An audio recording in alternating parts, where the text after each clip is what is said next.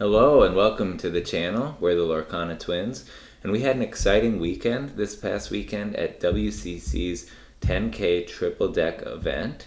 That was a lot of fun, and for those of you who don't know, the Triple Deck format is a format that's going to be used at the upcoming World Championships in just a couple weekends from now. So it was really exciting to get an early look at that and kind of experience it for ourselves. Yeah, it was a great time participating. It was in Appleton, Wisconsin, so we had to do a little traveling to get there, but it was well worth it. We met a lot of nice people there, some we were familiar with before, some that we were just meeting for the first time, and some of our locals were there as well. So it was just very fun to kind of have a social outing like that while competing at Disney Lorcana and trying out this new format. Yeah, and so just right away, I want to say thank you to the staff at World Class Cards and the 20 Lore Pro team as well, and all the casters they brought in. They really made the experience a lot of fun. The broadcast was great to know that that was being put out there for anyone who couldn't attend and wanted to watch and check out how this triple deck format was playing out. So yeah, everything felt really smooth and just well run from start to finish. Yep, so it was a lot of fun, and it was very successful too, I would say, especially for you.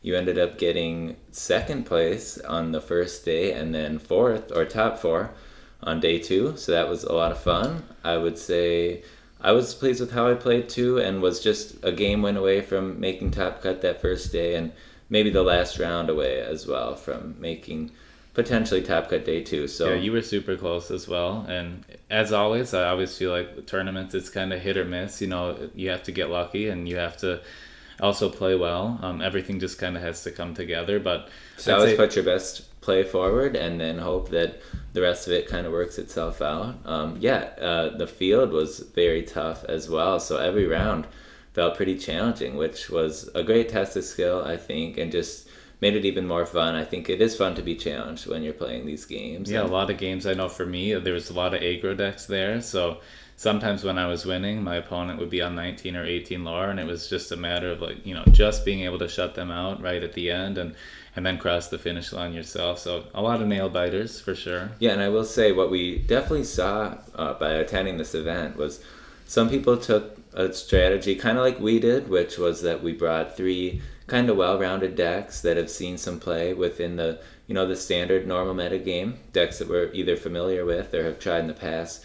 And then other people, really took it to that next level, did some really creative deck building. They maybe went in with a strategy in mind, like I'm just going to ban every steel deck I see and build my decks accordingly so that I think I can win at least 2 out of the 3 games and especially have easier games on the play. So we definitely saw a lot of that. And that's kind of fascinating. I think if I got to try it again, I might go with that approach. But I did like the approach we took too, and so we're gonna. And we did fit a couple spicy lists in there, which you probably don't see a whole lot of. There may be rogue decks or just not as popular. But then we tried to use a couple that we're more comfortable with as well. So we will get into the decks we played, and we'll start with day 1.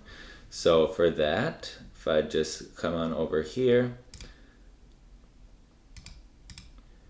Here is one of the lists we played on day 1. This was a deck I called Water Bending. You might have a different name for it. We'll see yours shortly. But we played the exact same 60. And I will say this list was heavily based off of, in the 20 Lore Discord, there is a player named JP, and he has a list very similar to this. I believe he had 2 Tamatoa in his list, at least one of the original ones of his that we were basing it on. And we just reduced that Tamatoa down to 1 to fit in 1 copy of this Peter Pan Neverland Prankster, just to prevent some instant lore gain in case we had kind of shut the opponent down, but they, still had the chance to burst us off the top. We thought this would be handy to have in there. We'll just go through the list here. We have 3 of the 1-drop Clarabelle. Liked it that could break items potentially. There were definitely some red-blue item decks running around, but also as a potential shift for the 7-cost Clarabelle. And then Tipo, of course, for ramping on 2. I mean, what Sapphire deck doesn't want to ramp on turn 2? And then I thought it was fun. This deck's also playing the Popsicle and Bell package, so you have a chance to get a Bell out on turn 1, which can be great against decks that get off to an aggressive start against you. Kind of gives you that early game board pressure that this color combo has kind of lacked in the past. Yes, she's just a great way to play some defense early if you can find her. I will say I was not hitting a lot of Popsicle Bell combos on that day. But it was just nice to know she was in there, and sometimes she comes down a little bit later just at the cost of a popsicle, and that's a nice way to go wide faster than you otherwise normally could. She can't really sing Friends on the Other Side like a Blurple deck can. But I do love in this deck, you can set her up to sing Mother Knows Best later. Absolutely. And that does become very relevant. And then there's some 2-cost songs as well that she can sing, so we'll get to those in a bit. But then for the 4-drops, we have the Muses. A very nice warded character, so your opponent usually cannot touch this. She's one of the most pivotal parts of this deck. Yes, this deck is very much wants to sing songs and use them to interact with your opponent's board, and she often lets you bounce a second thing after you've maybe played a Mother Knows Best on something that the Muses couldn't bounce, so kind of getting a 2-for-1 bounce special there. And then Grammatala, another nice 4-drop. Usually you want to play her on 3 after you've ramped on turn 2. And then she just kind of helps you cycle through your deck a little bit so you can find whatever piece of the combo you're looking for. Yep. And then you have Donald Duck at the 5 costs. And he came in very handy, I felt, throughout the tournament. Just being able to kind of save a card in your hand. It just ramps right off the top of the deck. He's inkable. And then he's a 3/4 stat line, which is pretty good compared to, some of the units that see play. Like, he'd value trade a Grammatala or a Pete, a Smee, you name it. A lot of those commonly played cards. And then Questing for 2 is nice as well. That is nice as well. And, he can always sing, the songs that are in this deck once he's in play too, if that makes sense. And one of my favorite things about him is just that he ramps off the top of your deck, because I did play against quite a few Emerald Amethyst discard decks and some other discard strategies, and your hand does start to get low, and you really need to get your big Clarabelle out before they take the last cards out of your hand. So the fact that he just puts you right to 6 ink kind of sets you up for that next turn where you can hopefully ink something else and drop Clarabelle. Just kind of protects your hand size a little bit. And then another really cool card in this deck was Lady Tremaine, and now she's all the way from set 1. 6 cost uninkable, 1/5 stat line with 1 lore. I remember when this was revealed back in set 1, just wondering, will this ever see any competitive play? I had always hoped she would find her big moment. It is pretty cool, because once you've, let's say, cast a Bend to My Will, if later on they find more card draw and find themselves with a bigger hand again, you could fetch it back by playing this, and then, it lets you run less copies of certain cards in the deck and be able to fetch them back. And then also it's cool, you can kind of loop her over and over and over if you have the Muses in play and sing a song and just bounce your Lady Tremaine back to hand. So yes, you can keep grabbing action. You can really lock your opponent out if you just want to keep bouncing their character back to hand with, let's say, Mother Knows Best, and then Muse can bounce the Lady Tremaine. So you can always grab that removal card from your discard if you need, and then Bend to My Will if they ever somehow build up their hand size again. I do think that was a pivotal way to kind of really shut them out of the game. So, and as you might notice, there's some one-ofs in this deck, and then even Bend to My Will, which is really pivotal to the strategy of this deck, and we'll get into that a little bit later. But that only has 2 copies as well, but you draw a lot of cards in this deck, so I think it allows you to run less copies because you're going to find them, especially with cards like Vision of the Future too, which lets you look at the top 5 and grab what you want. So, but yeah, that's Lady Tremaine. And then we have Tamatoa. He's good for, recycling your popsicles that you hopefully have played in the early game. Just a way to keep drawing additional cards and keep your options open there. Yep, he didn't hit the board too often for me, but just it's nice to know he was in there if he had to. It's another way to fight for the board while getting some cards back, especially if you've gotten out a bell early by discarding a popsicle. So kind of nice there. A fun new addition to this ink pairing, we have Basil, a new card from Reign of Jafar. That performed very well this tournament. So he costs 7, and when you play him, you can bounce one of your opponent's characters back to their hand. So sometimes this was just really nice, getting rid of their biggest threat. And then when he quests, your opponent has to discard a card at random from their hand. So this is really nice when you've already played Bend to My Will.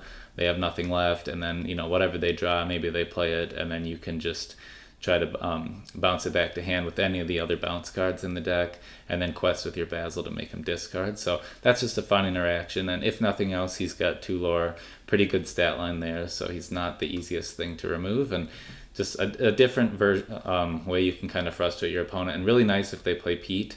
This guy can bounce things back to hand regardless, since it's not an action. I did tend to always ban the Pete decks when I played this deck, because I know how badly that can shut this deck down. But there are times when, in case it was ever going to happen, or maybe you're against a green deck and they took your songs that you were going to use to bounce, then Basil's a nice backup option there. Yes, and then we have Clarabelle, who is pivotal in this deck as well.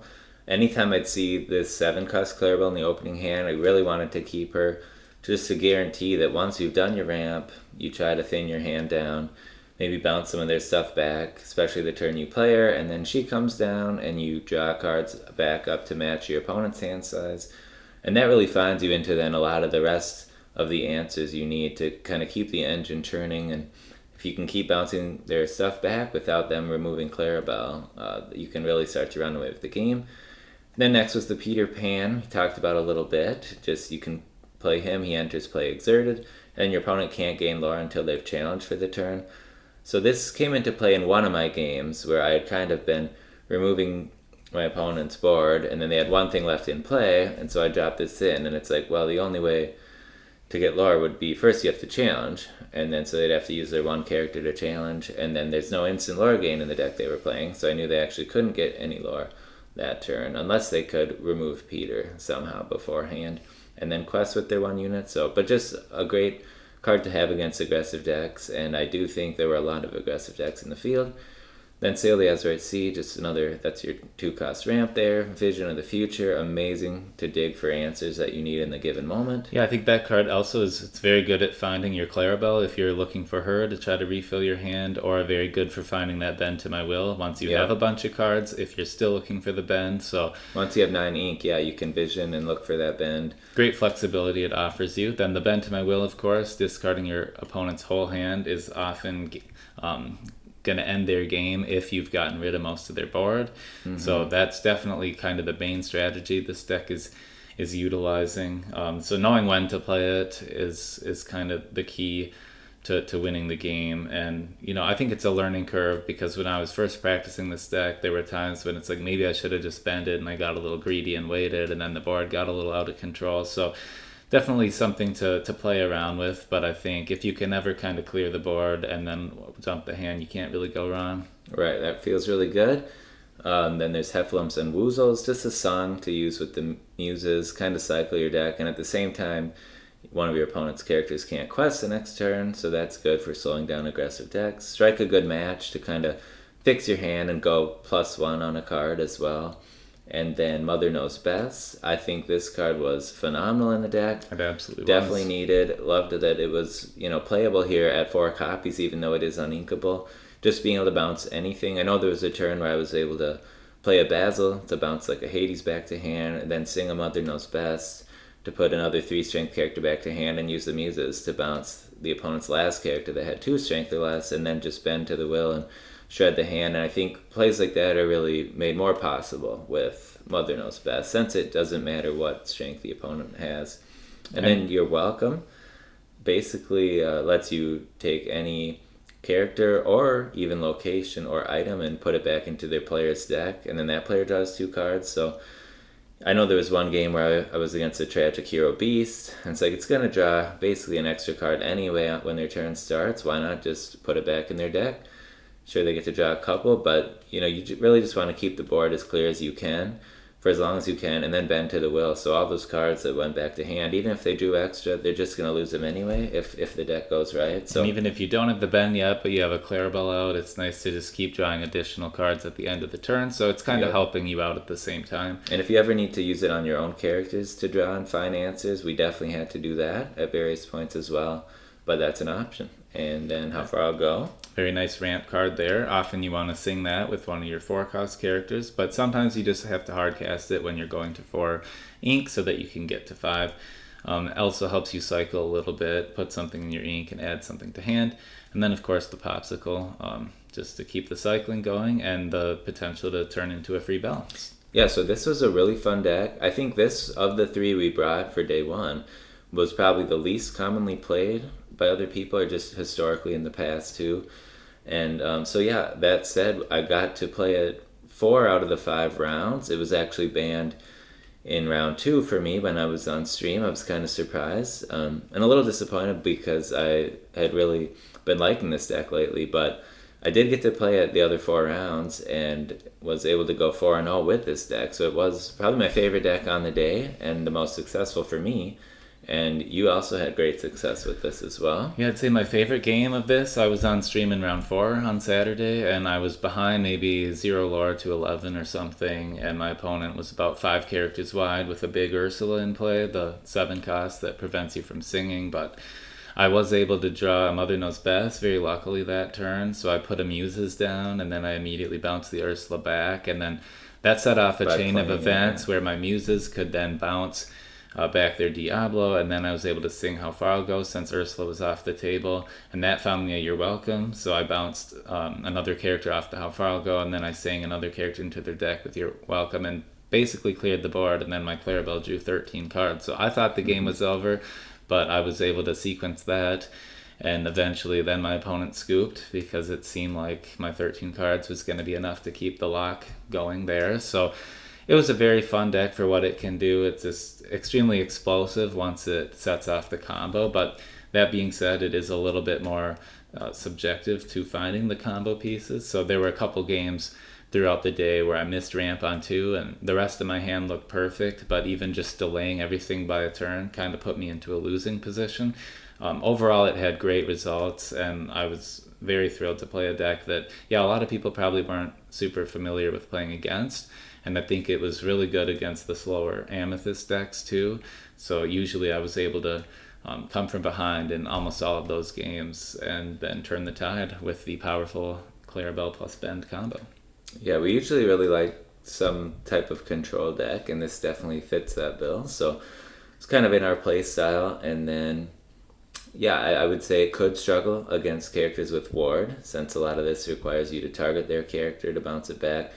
And again, it could struggle into Pete for sure if he prevents you from playing actions. But in this format, you're able to ban whichever deck you don't want to play against. So that really helped there. I think we always tried to ban the steel decks just to get around the Pete when we wanted to play this deck. I did let the steel deck go once, and it ended up working out fine that time for me. But generally I think at least 8 or 9 of the rounds I probably banned the steel deck as well. And usually the steel decks that I was given the option of playing against were not paired with green, so then the Ursula 2 kind of became the potential threat. Since there's a decent number of songs in here you don't want them to take, but whenever I could, I tried to ink my uninkable songs with Tipo if I was worried about it, or sometimes if you feel like you need to play it, you might just need to risk it and hold it in hand. But for the most part, most of the green decks that I played against were paired with purple, and this deck is kind of good against the Amethyst side of things. So I will say the Muses lined up pretty well against like a shifted Diablo or a Genie's or the 5-cost Elsa as well, because it all has 2 strength or less already, and you don't have to worry about reducing any strength, which this deck doesn't do anyway. So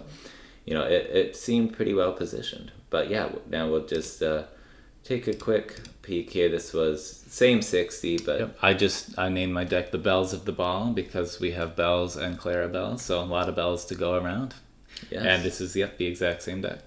And now we have playing Naveen. This is Amber Steel, of course. I'm sure this looks very familiar to a lot of people, and this was based off of Habibi's Steel Song list, I believe. I believe this is exactly what he had at one point when I looked at his Dreamborn account. And we've played a lot of Amber Steel, so sometimes it's just like, how much time do we want to try to crack the best list? And we put his list to the test, and we were finding that it was really, really strong. Yep. I also thought people were going to probably ban Amber Steel if we brought it almost every time. So I didn't know that we needed to spend too much time like trying to come up with our own thing. Plus, we probably played this deck more than any in the past, but as before, it's got the 4 copies of Cinderella Ballroom Sensation, of course. What's new to this list than previous sets is there's 4 of this 1-cost Rhino.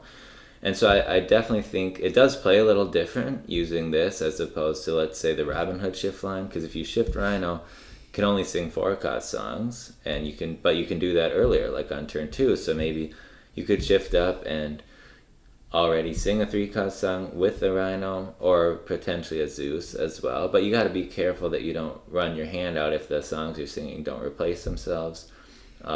just something to keep in mind there. But if you can see a line to the whole new world as well, then it's kind of just good to spend as much as you can early and try to establish the board dominance. And I really like the aggressiveness that he offers for shifting on 2. It's kind of like the queen.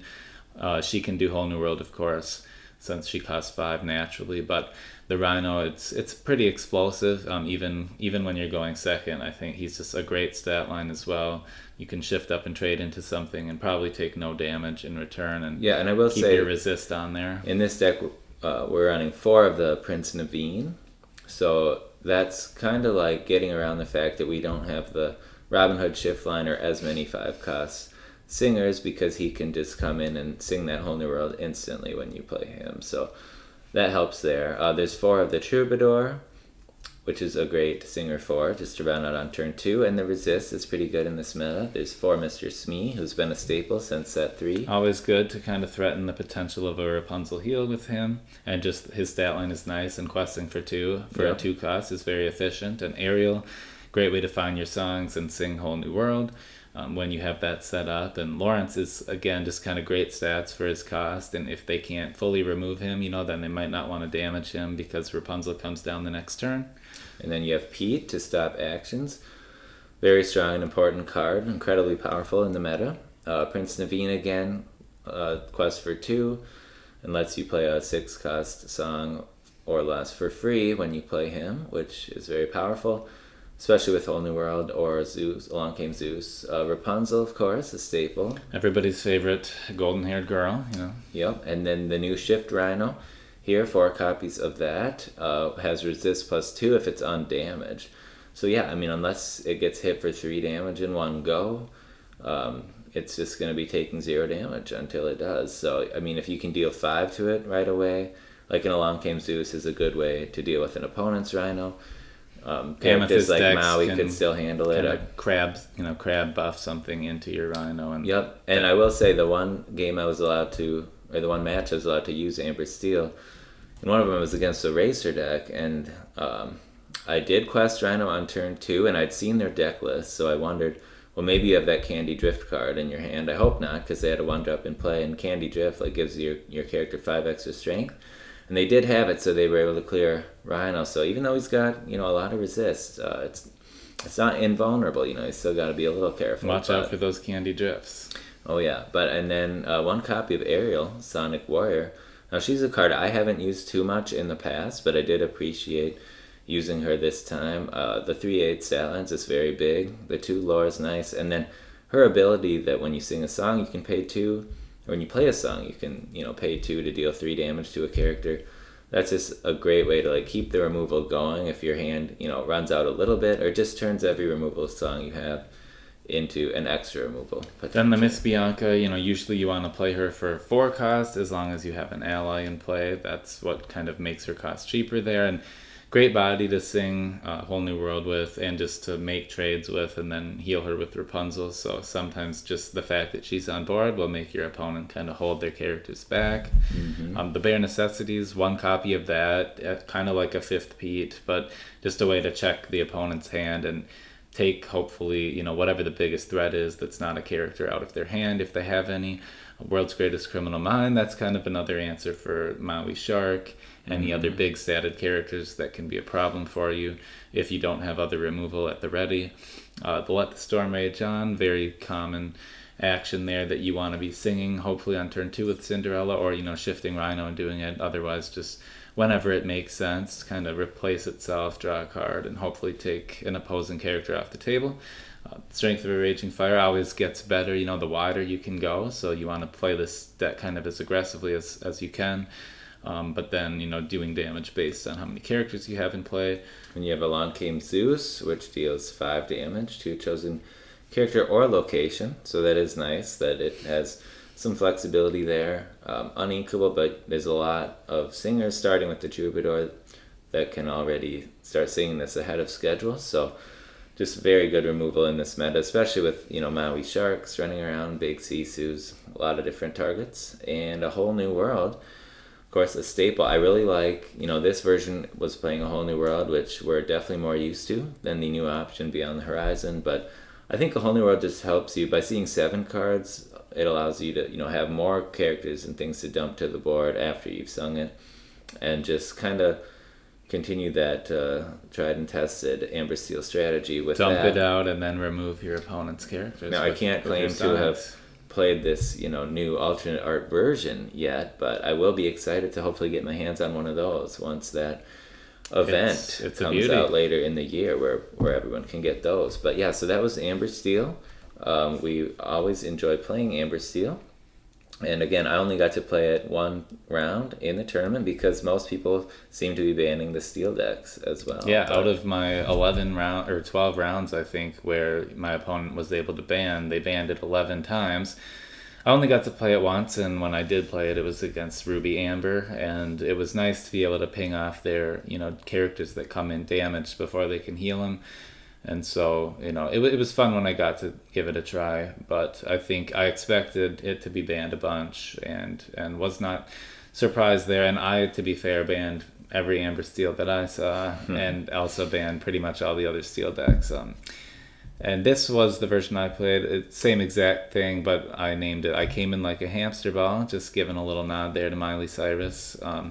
Her song, and she did voice Penny from Bolt, so a little bit of a relation there to Rhino in his hamster ball. Yes, and next up we have a Ruby Amethyst build, and I titled this "Somebody Call IXII" because that is a nice quote there from the Hercules film, which we really enjoy. That's one of our favorite Disney films, and Hades is featured in this deck. The quote kind of related to him a little bit, but so if we take a look at this deck list, I basically, like a few days before the tournament, felt like we needed to find a Ruby Amethyst list that we could pair with the green blue and the Amber Steel. And I had tried the Shark, like evasive package a little bit, but it just really wasn't fitting with my playstyle, I guess. And I've always been annoyed in the past if you're against decks where just a lot of the characters replace themselves and you feel like you can never get your opponent out of the hand. And so I kind of went back to the idea of like, let's play some Cusco, let's play all the Diablos we can, and then a lot of 1-drops here, so we're on 10 different 1-drops that can all draw cards in some way or another. And then also against aggro, like I wanted there to be some characters you could have early that would kind of make your opponent play slower, where maybe they don't feel like they can just quest. And the Crab and the Fox always threaten a good trade on turn 3, but now if you have Cusco there or Diablo, it's like, do they want to lose a character and give you a card? And then the Queen of Hearts, her stat line, she's hard to remove in the early game, and if she gets a favorable trade off the Crab and sticks around, and then her strength is up to 4, like sometimes you're against aggro decks that don't play removal, so if she sticks around, she's going to get another trade, plus you'd still have probably a Crab in play if you did that. So that's nice to just kind of have some characters that maybe can slow your opponent down a little and make them think about questing. And a really a card that impressed me a lot, I guess, was the new Madame Medusa. Didn't want to go like all in on her because in some of the testing I found there's a lot of characters in the early game that can get around her effect. So when you play her, you can deal 2 damage to another one of your characters to bounce a character that costs 2 or less back to its opponent's hand. But sometimes, like if your opponent is playing, let's say, blue-purple, they might have a Belle already, and she costs 3 technically, so you can't bounce her. And you don't really want to bounce a Tipo, and that's usually... Tipo's like the only card in their deck you could bounce, and like there's no value there. Right. And then against some green decks, if they're playing Diablo, if they shift Diablo onto it, now costs 3 because that's the cost of the shifted Diablo. Yep. So there's times when she's bad, but against like straight aggro, very good. Very nice to bounce a Daisy or something that you otherwise couldn't quite trade out yet. And just slowing them down at all costs so that you can have time to get to your Elsas and your Mauis. And if you could perfectly combo her too with like the 2-drop Queen of Hearts, and then all of a sudden that Queen's swinging for 4 damage, and then the Medusa bounces another target of theirs back to hand, like that could really slow down an aggro deck. So very nice tool there. We have the Crabs, of course, the Goats, who doesn't like free lore on play and on banish or on leaving play, and then the Merlin Rabbit. This was instead of Genie, to be able to draw when you play it and when it leaves play as well, just to really keep the draw engine going. I personally would have liked some number of Genie too, potentially just to be able to combat the evasives a little bit better, especially into matchups like Blurple and whatever. But they're always going to be able to get out ahead of you with that anyway. So we just felt like the rabbit would be more consistent overall. And I think a lot of opponents really respect the rabbit, and they maybe could be questing with their things, but if they had, let's say, a Genie Elsa combo, they might just tap my rabbit down and get it off the board. And then just any way you can slow them down like that, before you know it, you can either brawl the Genie or get to your Medusa and use Medusa on the Genie. And eventually there's Sisu in here, so if you're against a lot of evasives with low strength, that was helpful as well. We have, as a 5-cost slot, there's 4 Rush Elsas and 3 Rush Mauis, so I like that there were 7 different Rush characters that can just come in and start trying to clean up the board. A 2-2 split of Lady Tremaine and Mana Medusa at the 6 cost. Just keep your opponent guessing. The Mana Medusa was very nice. She was doing a lot of work. Because I've seen a lot of her, or a lot less of her being played lately, but there were definitely a lot of targets, like the Tragic Hero Beast was out there and some Blue Seal Kiwi decks. And I think anytime against aggro, if they weren't getting it done fast enough, she could remove almost anything in the deck. And then just kind of remove the biggest problem of your choice. And then her stat line is going to at least get another trade, if not a couple. So I was loving the Medusa for Now, Lady sure. Tremaine was good too. There were times where my opponent only had one thing in play, so it's like, yes, I'll banish that, thank you very much. But other times they might be 3 or 4 wide, and it's like, they're just going to get rid of their worst thing, and so then that doesn't feel as good. But my favorite card in the deck is this new Hades Ruthless Tyrant. Oh, yes. Just when I read his effect, I thought, I really just got to play this in a deck, try to make this work, and it's, as long as you have a character in play, just playing him gets you 2 cards. And I think a control deck like this, what it really wants, is to have as many options as possible. So, and he's hard to answer, I think. A lot of opponents weren't able to remove him right away after I played him. So, then on the next turn... You draw 2 more. You draw a couple more, even if you just have to play a new character and then quest with Hades and hit it for 2 to draw 2. Sometimes I was able to quest and, take out my Diablo after that one. Draw 3. Draw 3. So, it just combos really nicely with some of the other characters in the deck. And suddenly your hand can go from kind of dwindling to having tons of options again, and that's got to be a bad feeling for the opponent. Yeah, there were some games where I didn't see him at all, so I think maybe having a 3rd would be really nice, because when he did hit play, he was usually very impactful and refilled the hand pretty quickly, so very cool card there. Any quest for 2, not bad. And I like how also sing Be Prepared. Right, and I like how his ability is based on when he quests, so you're still advancing your win condition and drawing at the same time, so that's nice. And even better that he gets to do it when he comes into play too. That just it's nice when you have that on play effect. Yeah, and then we had one of the empowered sibling, Sisu. Very nice, because there are a lot of matchups out there where 2 strength or less is pretty prevalent, and I felt like I wanted a second one of these, just because there were a lot of moments where I'm like, wow, if I had a CC right now, like this is really over. But then only having one, sometimes you're just not gonna find it. And it doesn't, remove everything. And this deck doesn't have a way to reduce the strength, but very dependable usually, and especially with all the aggro that was at this event. It's just a little risky because there are a lot of high-cost uninkables in this deck and no ramp and no way to get them out of your hand. But yeah, I mean, if you can afford to do it, I think a second big CC would be totally warranted. 3 Brawl we had there for some removal for things like Diablo or any crucial targets you want to hit. Great for Genies. Then we have 1 Finder's Keepers here just to help draw in case you need some refill of the hand and you have time to do it.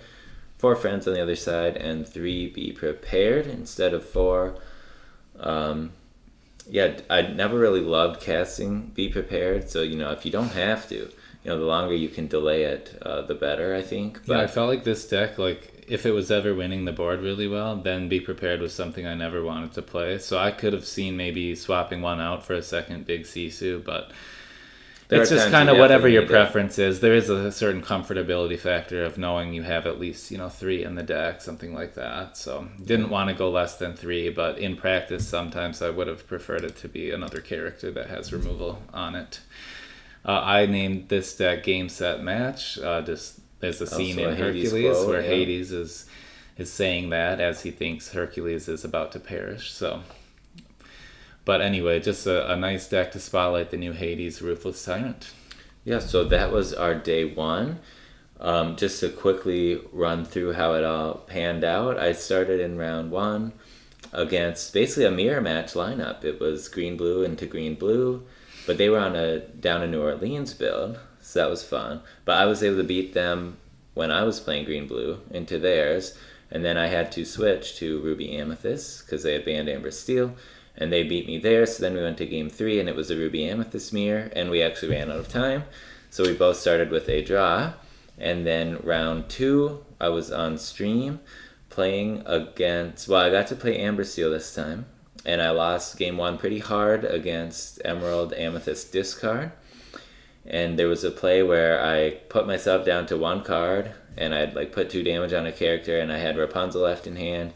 And I'm like, oh, this is super obvious, I know, and maybe I should have waited a turn, and especially them being a discard deck with the Prince John in play. So, but of course, they did discard my last card in hand. But I guess if they had discarded even one of my last two, then it would have either taken the damage away from me, so I wouldn't have been able to damage my characters, and then Rapunzel wouldn't do anything. Or they could have just taken my Rapunzel, and then I wouldn't have that for the refill. So either way, I think I was in a rough spot. My hand just didn't have any way to refill itself outside of kind of that last little Hail Mary effort there. But then game two, they switched to a Racer deck, and it was pretty crazy, the combos they were able to do. I really thought I was going to lose that for a while, but then I was able to slowly grind it out and turn it around after playing a few whole new worlds and rebuilding a board. They kept having multiple of the King Candy out, that when a different racer's banished, then I have to banish a character. So every time I banished one of theirs, I'd have to banish 2 of mine, and that just was hard to navigate through. But thankfully I won that, and then went to game 3 against them. And then I got to switch to this Ruby Amethyst deck here, and was able to have a smoother game that time against them to get the win there in game 3. So then I was 1 win and 1 draw. And then I went to round 3, which in that one I also pushed it to the third game, and I was on this Ruby Amethyst again against Ruby Sapphire.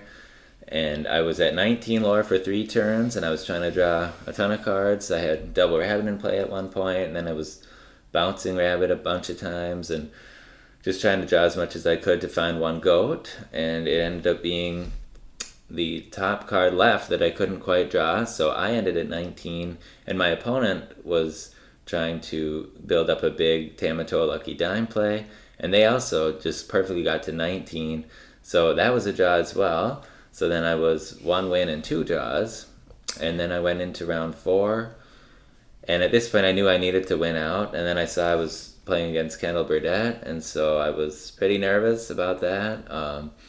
I ended up banning his Ruby Amethyst deck because I know he's well known for that, and I just thought, whatever, I'll let Steel slide this time, although it'll probably be bad for me. But ended up being able to beat that with the Ruby Amethyst. I think I was finally really just popping off, and his Sapphire Steel deck had kind of a slow start both games, so I was also able to win with Emerald Sapphire against that and just kind of shut it out there. So I was surprised, but I mean, he was playing very well, and I think my deck was just really firing that time. So then went to the last round. It was now 2 wins and 2 draws, and I knew I needed to still just win this final round, and that was on stream as well. I ended up dropping the first game, and then I was Ruby Amethyst into a Amber Ruby Mufasa deck, which was very aggressive, and that deck looked like a lot of fun to play. They basically played Pluto on turn 1, and then they used Pluto to ramp into the new Lady card from set 8 that lets you play a 2-cost character for free. So I believe they played a Piglet alongside the Lady, and then the next turn, because I couldn't take out Pluto immediately, they were able to ramp to the new 4-cost Minnie Mouse 0-8 Bodyguard. So it was pretty much over from there pretty quickly, and then I was able to get a win with Green Blue against Blurple. That was pretty drawn out, but I got it done. And then it was all coming down to game 3, where I was again forced to play this Ruby Amethyst deck against Blurple, which I always think is kind of a difficult matchup. It's not one I really want. And then they started pretty hot with turn 1 Bell, I believe, Singing Friends. and then they sang about or played about 3 finders keepers throughout the match. So they just never ran out of cards, and eventually all my removal was exhausted, and I lost that one. But it was a lot of fun, and then I got to watch you as you continued on into the top 8. So why don't you quick rehash your day 1? My first round, I was against, I think his name is Joey. I've seen him on some other YouTube videos lately, and he was playing a very aggressive Chernodogs deck. And he got to 19 lore, and I needed to answer every character he played for the rest of the game. And I had a pretty stacked hand at that point. I had Elsas to tap down. I had, I think, a Medusa that I could play, and maybe even a big Sisu. No Be Prepared, though, no Tremaine. And his top deck was a Prince Philip. And I was going to be able to win in the next 2 turns, so I felt like I had the removal I needed. But that Prince Philip has Ward, so I was unable to remove it, and I did some digging, with some card draw, trying to find my Tremaine or a Be Prepared. Couldn't get that, so he got the game 1 there. Game 2, I was able to get a win against his next deck, and then game 3, though, it's very close, but I believe that was one of my blue-green games where I missed ramp on 2, and suddenly everything got a bit awkward. So didn't have a great start to the day, was 0-1. Match 2, I was against someone playing on a champion mat. They were doing the Ruby Sapphire and purple-green discard type decks. I banned their Amber Steel. I was able to 2-0 them, which felt nice to kind of turn around my day. At that point, match 3, I was against Kendall Burdett, and it didn't even cross my mind to ban his Ruby Amethyst. I'm not sure why. I guess I was a little out of it at the time, but I didn't want to play against Steel. That was kind of my strategy, so I banned his Sapphire Steel list. First game, I was on the draw or on the play, and I brought the Emerald Sapphire, and I was hoping that he would bring Ruby Amethyst, and he did.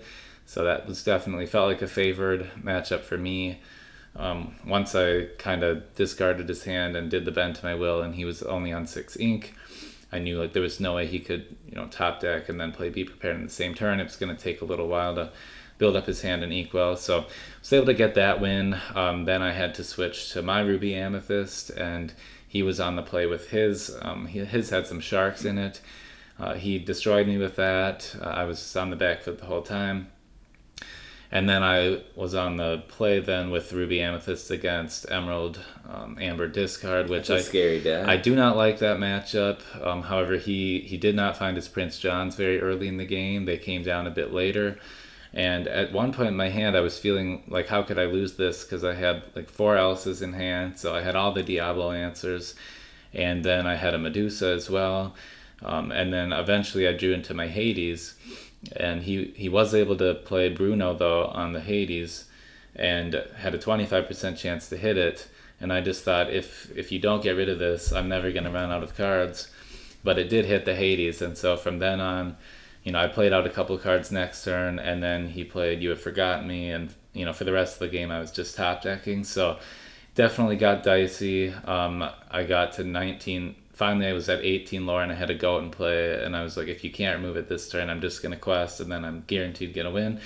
And he had no way to remove it on that turn, so just snuck out a win there. Very well fought on all sides, and tense, throughout the whole time, but very fun. Kendall was a nice opponent. Mm-hmm. And then in round 4, I still knew, things were looking up, but that's when I went on stream, and I got to play the Emerald Sapphire against Green Purple Discard, and that was the game I referenced earlier where I had that one turn bouncing about 5 things to hand, and then I got to draw 13 cards. So that felt like the most popping off the deck ever did for the day. For game 2, for that I switched to Ruby Amethyst, and my opponent switched to Amber Ruby Mufasa, and I had a very bad kind of start to that game, but I kind of forgot about their Shift Mulan, which took out 3 of my characters, but I did have a Brawl in the hand for her, and from there I just kind of curved out into bigger and better things, and their hand really didn't go anywhere in terms of card draw. I think they were stuck on a couple big Sisu that they, could have ramped out, but there really wasn't anything it was going to remove at the time, so they opted to just kind of wait, and then I got down a bunch of bigger characters and just went super wide. Was able to out-resource with the Hades. And then going into round 5, I thought I might be able to draw, but then when I looked at the scores, there were a couple different ways where I wouldn't make top 8. So I did have to play the final round as well. And my first game, I was green-blue into red-blue.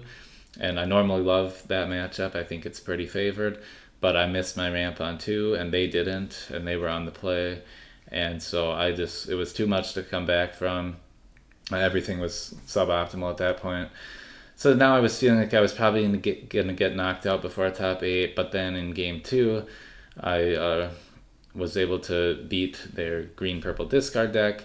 And then I switched to red-purple for the final round and was able to sneak out another win. So it was very close and very well fought. But after that, I finished second place in terms of seeding for top 8. And then for the first top 8 round, that was my first match was against a red-blue, like DKP style shark deck. And I was on red-purple that game. And I pretty much found just a ton of card draw and characters that replaced themselves. So I was able to play like the kind of grindy resource game, and Tremaine came in pretty big in that matchup, taking out the important characters when I needed to, and then whenever they wiped the board, I was just able to keep refilling, and I used Maui's and Crabs to take out the manners. And then in the top 4 match, I played against a friend from our local area. XVVT is what he was on stream as, and he was playing very aggressive decks, a Ruby Emerald discard aggro type of thing. And then I let him play his Amber Amethyst hyper aggro just because I was afraid of steel. But I do fear the yellow purple. It's got a lot of burn in it. Both games I kind of found just enough defensive tools to kind of come from behind and then lock out the game and race to 20 as fast as I could before they had time to draw, enough burn off the top.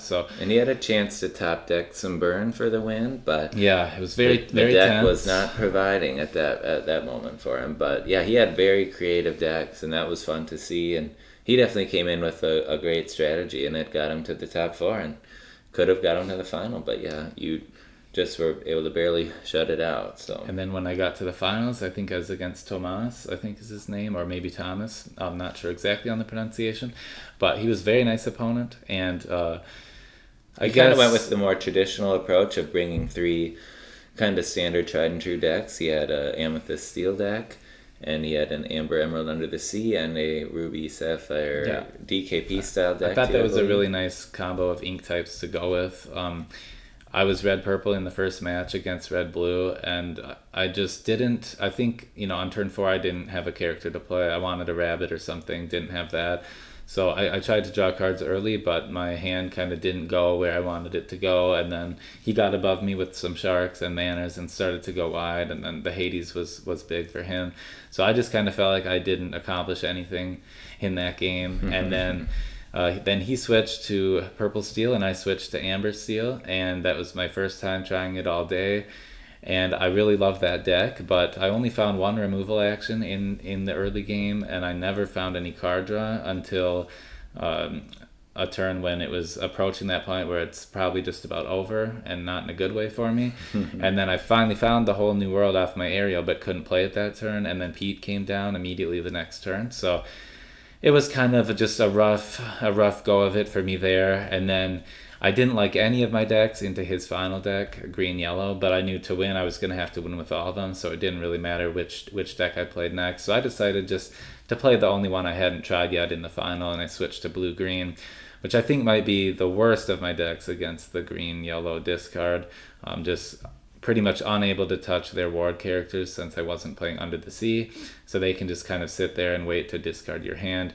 And I had Clarabelle and the Shift line ready to go on the following turn if I could draw ink, but they both got You Have Forgotten Me with a Prince John down. So all of a sudden, his hand is huge and I have nothing. And it wasn't like an embarrassment of a finals for me, but it wasn't a great showing. I wanted to make it look a little better than that. Didn't want to get swept in the final. But anyway, very well played by the opponent there, and it was just fun to even make it to the top 2. Yeah, it was sweet that you got there. Wasn't something I expected going into it. So yeah. So now we'll cover the day 2 decks that we played, because we were kind of waffling between do we run these decks back or do we try a new lineup, and I would have liked to run them back, but I also thought that if I did, I would just kind of regret, giving up the opportunity to just try something different and see how that might pan out. I'm a huge fan of variety. I think it's always fun to just mix it up and try different cards. But we went out to eat with Kendall and then a lot of our local friends and J-Bomb and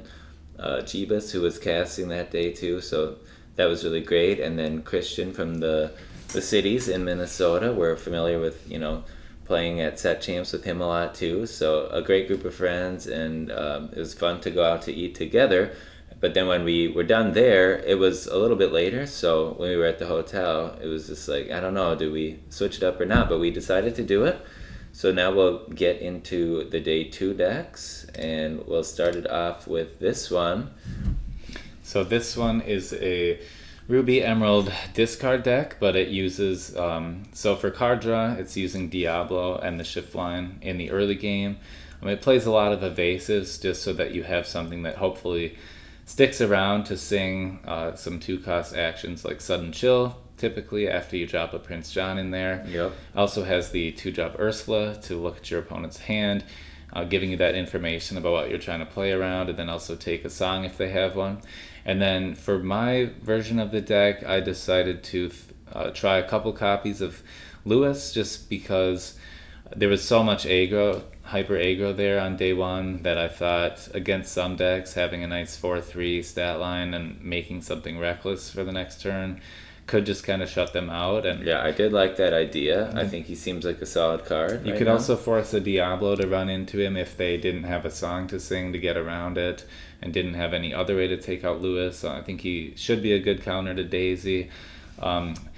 He never really came into play in any of the decks that I was against. Like, he just never seemed very relevant. There was a time though when my opponent was at about 15 lore or something, and I'd finally cleared their board, and I did have a Lewis in hand, so then I was feeling good. Like, if I ever need to, I can prevent you from questing for a turn. But so it was nice to know it was in there, but outside of the defensive nature it gives, it doesn't really support what the rest of the deck is trying to do. So this deck, it's playing the standard Emerald discard package, but what kind of sets it apart too is there's this new, the Robin Hood Sharpshooter from Shimmering Skies, that when he quests, you can look at the top 4 cards of your deck and reveal an action card, and then that costs 6 or less and play it for free.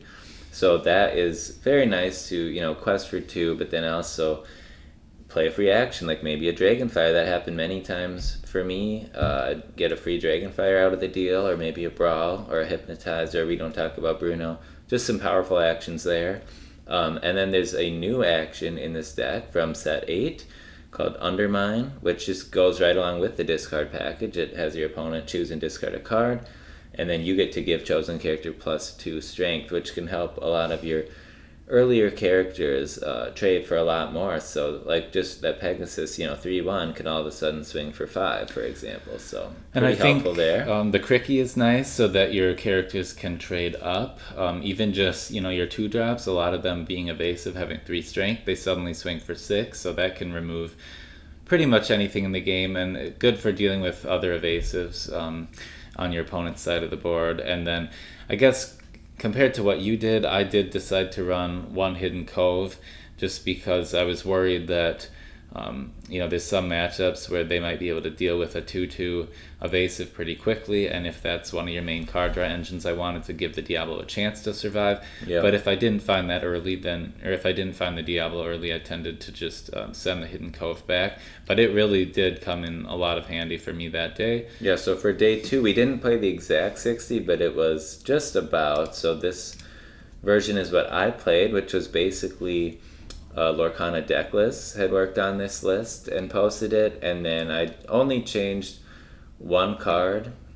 So I basically added a Cricky, and I had reduced one of the Sir Hiss down to 3 because I wanted the Cricky effect. And big shout out to LD. Yes. We're huge fans. Ever since set 3, that's kind of when I think I first became aware of LD and some of his deck lists. I know Seems there was like a great deck builder. there was a for set sure. championship we were going to go to, and I didn't know what to play. And my brother found LD's green purple tempo deck, and it just felt like an amazing deck to play the next day. So ever since then, I've really followed along with the decks he makes because I think he's just very smart at building a deck, and this worked really well. I would say for the lineup we did day 2, it was Emerald, Ruby, Amber, Steel again because we're familiar with that.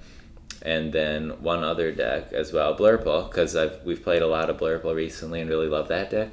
So this deck definitely, this pairing of colors felt like the weakest link to me, or at least what I was the least confident in. But because we'd seen his list and tried it a little bit, and it seemed like when it's functioning well and popping off, it really had potential. We decided to go with it. So yeah, it was fun to play too. And I think my biggest hope when I was on this deck was that I would play it against red-blue decks, and in 2 of the rounds I was against red-blue with this, and I was able to win both of those games. So that was kind of the intention there, and it was nice to see that it paid off when the opportunity arose. For me, in Swiss rounds, I did go 3-0 with this deck, which surprised me because I hadn't played it very much, and I wasn't sure if it was going to be consistent or not. But then when I eventually got to play it on stream in round 4, I finally had some just horrible draws.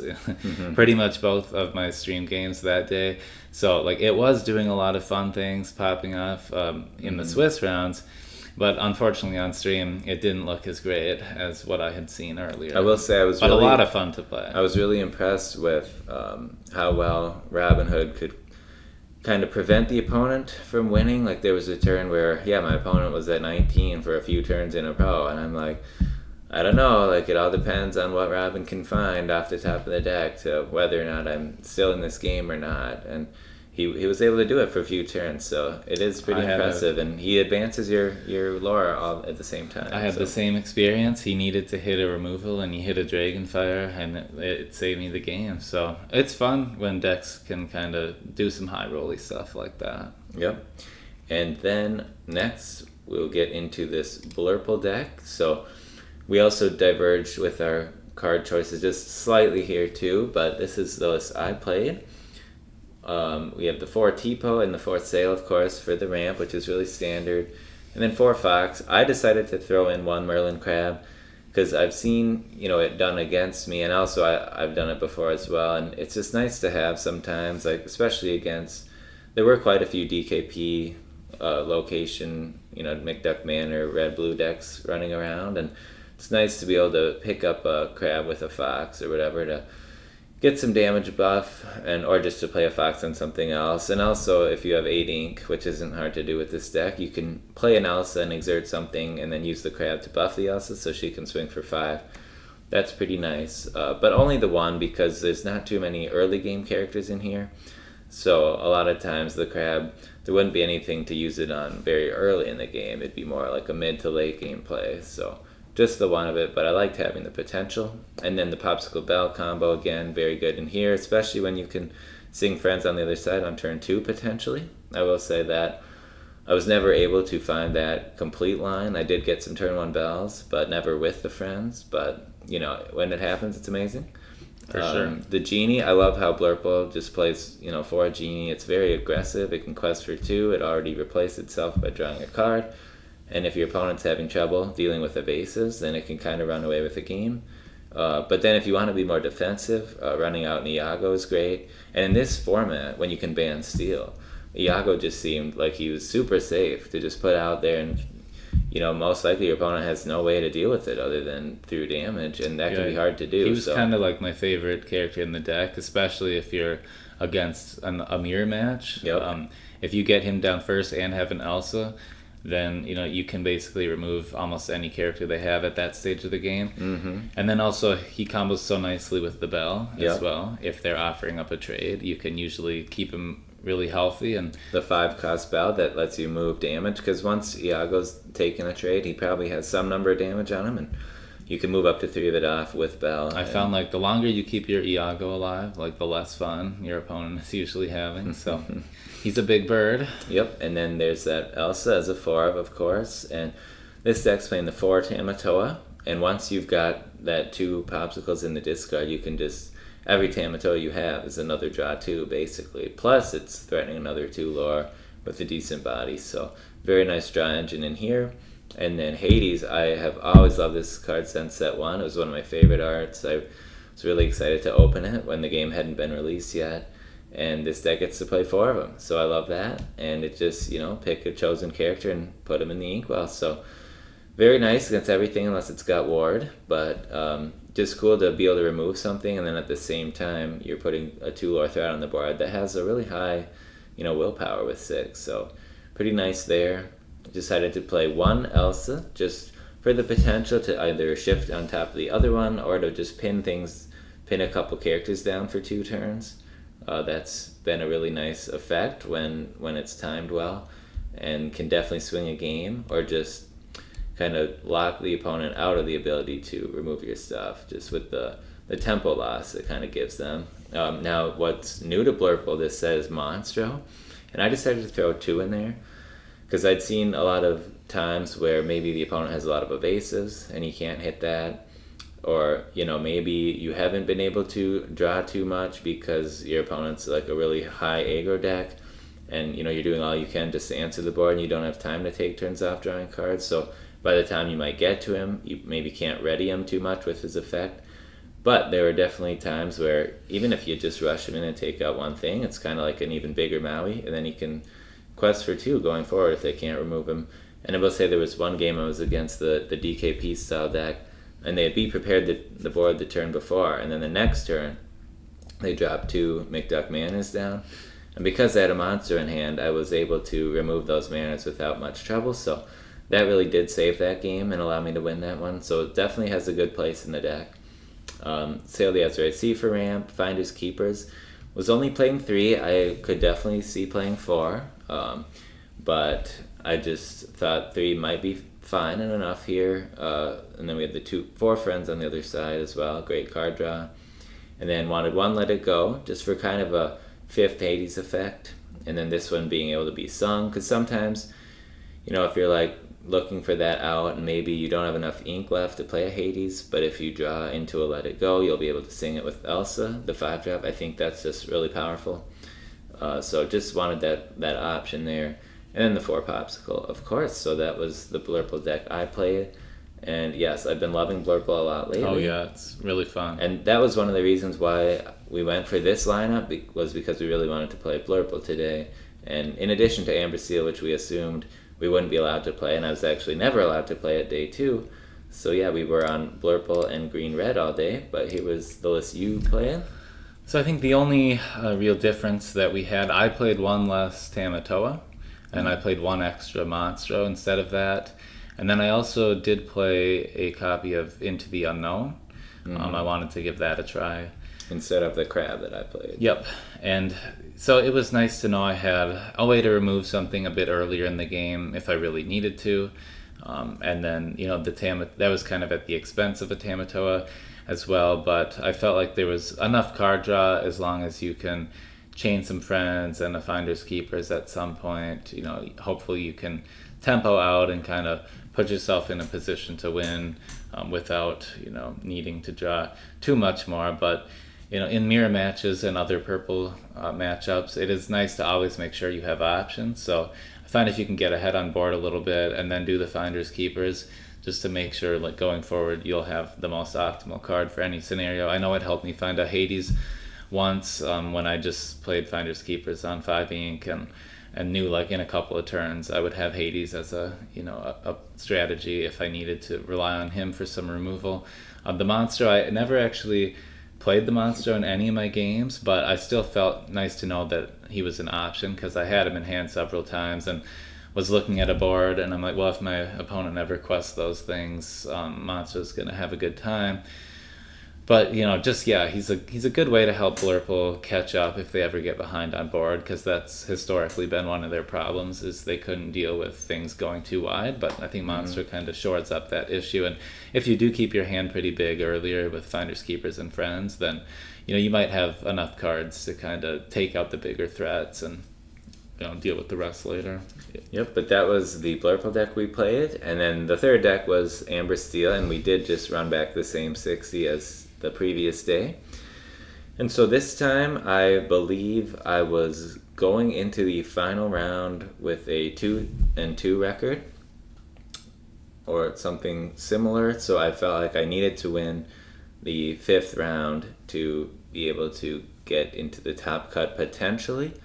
And I was unable to do that, so my tournament ended there. But then you were able to make the top 8 again, so it was great. I was, yeah. My first round was against Holy Ghost. He ended up winning the event, but he banned Amber, or he did not ban Amber Steel. That was the one time I got to play it, so I just thought that was fun to get to whip it out at least once. I was against his Amber Ruby for that game, and I did exactly what you want to do with Amber Steel. So the cards lined up this time, and it was fun. Then I got to switch. He banned Blurple actually, and he brought Blurple himself. So I banned his Green Steel Mickey Mouse deck that just looked like really scary, and I didn't want to think about all the things that could happen there. So I got to try the Green Red for the first time against him, and that was against his Blurple deck, and I don't know why I thought Green Red was not going to be a good matchup into Blurple, but I think I had that matchup 3 or 4 times that day, and somehow I just barely edged out a win with it every time. So maybe the discard aspect of it can be annoying, and especially if you get that early Diablo down. Second match I was against Christian from Minnesota, and he brought that really cool Amber Ruby deck that's really aggressive, and then he also brought Blurple. I did ban his Green Steel because I don't like either of those colors, especially not together. And we had some tough games there, but I 2-0'd him in the Swiss rounds. And then in the third match of the day, I knew if I won that, I could just draw the next 2 rounds and go to the top 8. That was a very close match. Both times my opponent got to 19. But the Robin Hood, he was really sharp shooting that game. He found all the removal I needed at the end in one of the 2, and then in the other one, he did quick ramped out a mini to protect his aggressive board. But I did have my 1 copy of Let It Go, and it allowed me to get rid of the mini and then kind of challenge into what was behind it. So even despite a lot of removal happening, he still got to 19, and I needed to have removal back to back for a few turns. So definitely nail biters, and it just came right down to the wire, but I snuck out a win there, so was able to draw twice. Then top 8, I played Christian again, and this time I was able to go 2-1. His Amber Ruby deck on the play was just a little too much for me, and his Flynn was getting too much lore in the early game, so if not for the Flynn, it might have been possible to win. But that was a very cool deck. It was. I needed my bell. Tinker Bell that lets you, exert any character you play that has 5 strength or more, and then to gain 2 lore instantly. Definitely looks like a fun deck. I would love to try it. I really needed a turn 1 bell there to shut down the Flynn, and then in the top 4 match, the Robin Hood, I didn't find the Prince John with a bunch of discard, and the Diablo engine never got online. I think I had to just hard play a Diablo on turn 3, so it's a lot worse than if you shift him on 2. And even then, I think the games were really close, but my opponent had a really sweet blue-green Down in New Orleans deck, and that really popped off. I couldn't find my 2-drop Ursula to kind of take that song in the early game because I was on the play, so I thought if I could take that, maybe the deck would kind of fall apart, but did not find the Ursula. And then in the second game, I was just kind of trying to barely stay alive, and then a couple top deck desperate plans really paid off for him, and I think I was finally just about to gain some control over the game, and then it's hard to come back from that when you're just barely hanging on already, and then they kind of refilled their hands. So, but very fun games, and amazing props to the opponent for coming up with some cool deck lists. Yep.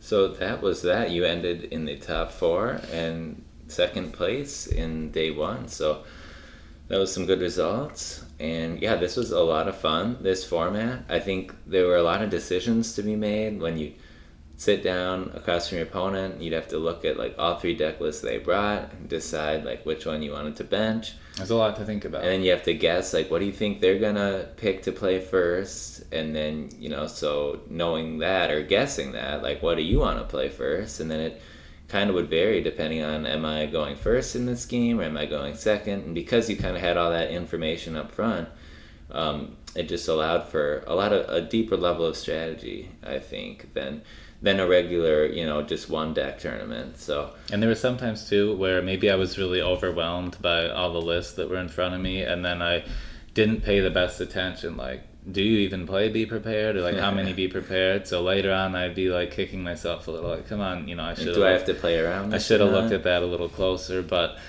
Overall, it's just fun to try something new, and I think you learn as you go, and I felt like it was getting better and better as the day went on. I think sometimes there's decks where you're like, oh, I don't want to play against that, and then you see like, oh, every deck they brought is like, oh, I don't want to play against that. Like, then it's kind of like, well, now what do I do? But yeah, I think to have a strategy and keep it consistent going in is a pretty good idea. Most people, for them, it was just banning the steel deck, and we definitely did that most of the time too, just because it could mess with a lot of the decks we brought, especially day one, the green-blue. But there were a couple times I allowed it, and it did pay off. So I think maybe, you don't always have to be necessarily as afraid of the deck. I guess it depends what flavor of steel it is too, because I think amber steel or emerald steel I was always going to ban.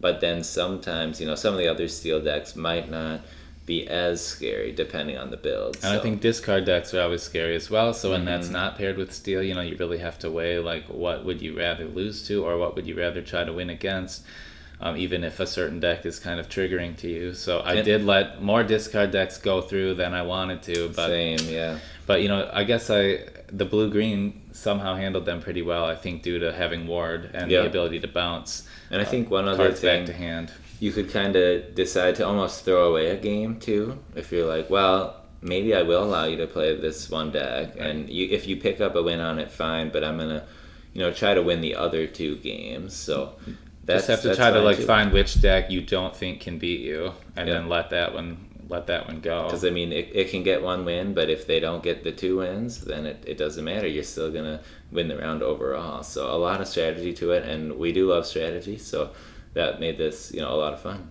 And I think a lot of other people, I heard the same. They were really enjoying all the mind gaming of it. So a cool event to be a part of. Then we thought we'd just quickly show you guys the draft decks we played when Reign of Jafar released. We had a draft event at our store, and it was just like 3 rounds. But it's always a fun way to kick off the new set. Yeah, so here's the list I drafted. I believe we were in the same draft pod, so working with the same pool of cards.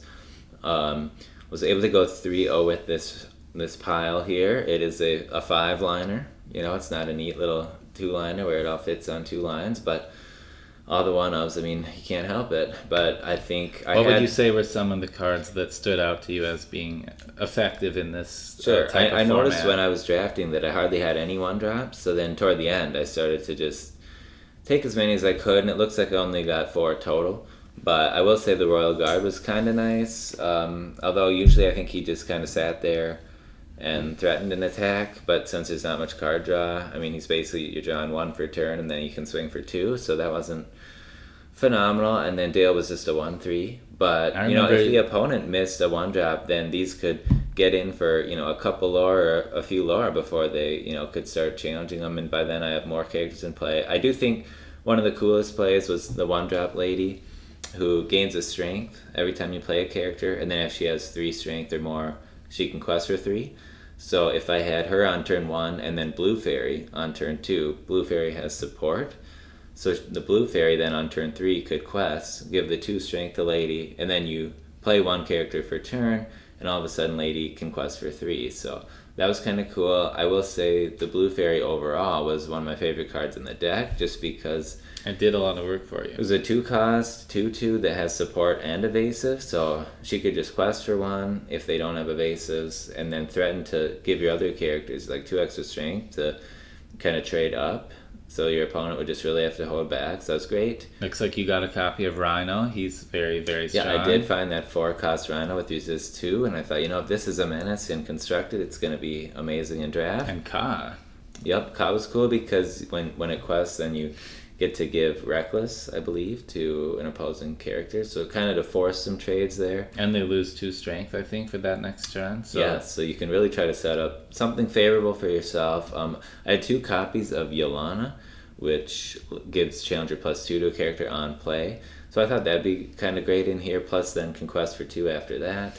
Dormouse was nice, just to be able to ping for 1. A lot of times I just curved out with a lot of evasive, so the Tipo there and the Vanellope are both examples of that, more evasive characters. But Iago, I think, was really as strong for you as well. Yeah, that's able to, as long as you have an exerted character besides him, then you can't challenge the Iago. So, yeah, you could just set it up where, I have an evasive that is exerted that you can't hit, and now you can't challenge my Iago either.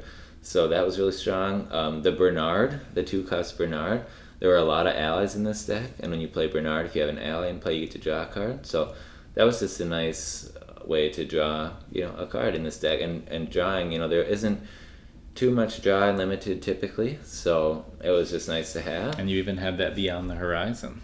I did. I will say that was pretty powerful, because there's not a ton of removal as well in this if you aren't like exerting your characters and offering them up for trade. So it's pretty easy to set up, a couple of characters that can sing up to that 7 cost together. And then card draw as well, like, is kind of hard to come by. So if you just kind of spend your hand down, then sing this and draw 3 more and not give that to your opponent, yeah, that was really, really impactful. The Darling Deer was pretty good, just to give a character an extra couple lore. I had 2 of the 3-cost Mushu that you can exert to give something rush. I felt like that would be really good, but in practice it didn't do a whole lot. I think the opponent would just leave things up if they saw he was sitting there, and then when he does exert to do that, he's only a 2/3 body, so then he can just get taken out pretty easily. Jock was nice, I guess, if I was wide enough on board, just to get a couple more instantly. And then I think Lumiere was a great evasive quester for 2. And then I will say I had a couple bigger units, like the Honest John and Adataya, that could just quest for a lot and basically trade with any character the opponent had. Phaline was really nice. 4 cost, uninkable, but a 2/4 evasive, so hard to remove. And then if I have the strongest character in play, then the Phaline quest for 2 extra. So an evasive quester for 3 seemed really nice in some of the games. And then lastly, just to talk about the removal options, I'd like to fuse. So there's one game where I was 3 wide, and you get to deal a damage based on every character you have in play for the low cost of 1 ink. So that was really nice. Quick Shot just deals 1 damage and lets you draw a card. So again, just ping something off, and then it replaces itself. Very nice in limited.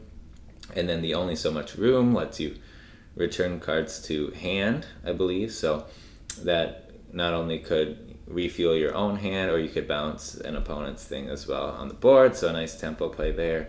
Forest Duel I don't think did much of anything for me. There might have been one game where I was able to get some trades and then return some things to hand. But then the opponent, after seeing it once, wasn't going to fall into that again. And then Beyond the Horizon again was pretty stellar. So it was fun overall. I like to just go for good stat lines and evasives and a little bit of removal mixed in. And I think it played really well. So that was fun. And now your deck. So I called this Vincenzo's Big Bombs because I had 1 copy of him in here, and when he enters play, you can deal 3 damage to a character. So I guess when I was looking at my pool, I found a ramp card in Huey. He's the new 2 cost. And you can exert him, or when he quests, actually, your next character costs 1 less. And then I also had another ramp card, the Roly. I believe when you play him, you get to put a card from your discard, or a character from your discard, into your Inkwell exerted. So I had a couple different ways to kind of speed up your Inkwell. So I thought, if I could play some bigger characters, then I could treat this more as a ramp deck. And then the early game units would just kind of try to play some defense while you're getting to the better stuff. So I had that Medusa that costs 3 and the Lewis, both of which can kind of play some good defense. Captain Hook and Royal Guard are great for that as well. Nero I thought would combo well with the Medusa if I could ever get that combo to go off. Flower, I really like that. Just helps you kind of cycle, look at the top part of your deck, and then you can keep the good stuff up there. Just make sure that, and I think it's every time you play a character, you're able to look at the top card and put it on the top or bottom. Yeah. So at a certain point in the game, you just want to be finding your big things. So Flower was coming in handy for that. Snoops is decent for card draw because you can always use him to trade on your turn, and if he's banished during your turn, then you can draw a card. In practice, though, nobody ever really let me get a trade with him like that. Wreck-It Ralph can buff a Razor by 4 strength when you play him, so I did have that Vanellope that costs 2 in case I ever needed to swing for 7 as a surprise. And I took that Genie because, he's good stats for 3 costs and gets evasive on his turn, so I didn't want anyone The new Prince John's really cool. trying to do too much evasive stuff against me. And I like the Bruno, the 4-drop Bruno, because you can keep something exerted of your opponent, so that might turn the tide a little bit if they weren't expecting it. And yeah, I do like that Prince John a lot. The stat line being 5/5 for a cost of 3. I mean, there's not much in the early game that's going to be able to survive to that. But a lot of times my opponents tried to play around that by just waiting until they dumped out enough units to finish it. So it was a little interesting. I think he's better in constructed when you can maybe heal him with Rapunzel, Sure. or get some Tinkerbell legendary value out of him. You were playing one of the Wasabi that we got to reveal. I That's pretty cool. I did run one of that. I couldn't pass that up. Support's never bad either. And then I had 2 of the Camillo, and that seemed like a really strong card for this format, just because when it's banished and it goes back to your hand if it was in a challenge. So a lot of challenging happening and the threat of constantly replaying a character. And then I just went for some bigger stats, like the Calhoun is nice to have bodyguard, gives you a lore when it's banished. And one of my favorite cards in the deck was the 6-cost Tramp, because in this game, there's not very many great removal options in this format. So if you can ever get that out and have a wide board, now do they even want to remove your other things? You're just getting more cards. But if they don't, he's a big 2/8 with good questing power. I did have one of the Bruno Madrigal 7-drop, and the only song in the deck was the Stop Chaos in its tracks. So I was trying to get some synergy there, but I never actually had them at the same time. And then it was always fun if you get out one of those other 7-drops, especially the Vincenzo, just to deal 3 damage to someone when he enters play. And yeah, Stop Chaos in its tracks was pretty fun too, bouncing 2 characters back that had 3 strength or less, and pulled the lever just for some extra card draw. Really never used it for the discard, because card draw seems so good when you don't have a lot of it. So anyway, it was a really fun deck to play. I think you probably would have been my next opponent if we had to go a 4th round, just based on both of us being 3-0 at the time. But always fun to kind of dip your toes into some new cards when the set releases. And I think draft and sealed are just a really fun way to do that, where it's more casual. Yep. And you're not using the most optimal stuff, but you get and a this good look was- at the set. This was draft, not sealed, but it's similar to sealed in a way, and we'll be really curious to watch the world's qualified competitors as they, in just a couple weekends from now, try to navigate their way through the super sealed format and the triple deck constructed format that we were talking about earlier. It was a lot of fun for us to experience that, and I'm really excited to see them try to take that on and see what strategies they go with, because I feel like there's a lot of unique deck building that could be going on if you've really taken a deep dive into it and try to figure it out on just some 5th dimensional level or whatever. But And the fact that they get to tap into 4 different sets too, it's just for the super sealed, much more cards to think about versus just one set worth and of 4 cards. times the packs too for the draft that we did. So it'll be really fun to see. Yeah, we're eagerly awaiting the world's coverage. Yeah, we are gonna watch that for sure, and not sure what we'll have going on Lorcana wise in the meantime, but I'm sure we'll have something. So whatever it is, we'll be back with that, and otherwise we're going to be eagerly awaiting that Worlds event. Should be a great time. And then I do hear as well that they plan to announce any future DLC plans, maybe for the season 2 of competitive play at the Worlds event. So I know a ton of people in the community are really excited to learn what might be in store with regards to that. But I feel like this has probably been long enough. If you've tuned in for this long, thank you so much. We do appreciate it. And yeah, that was just our experience. And until next time, we will catch you later. And happy questing. Yes, thanks for watching.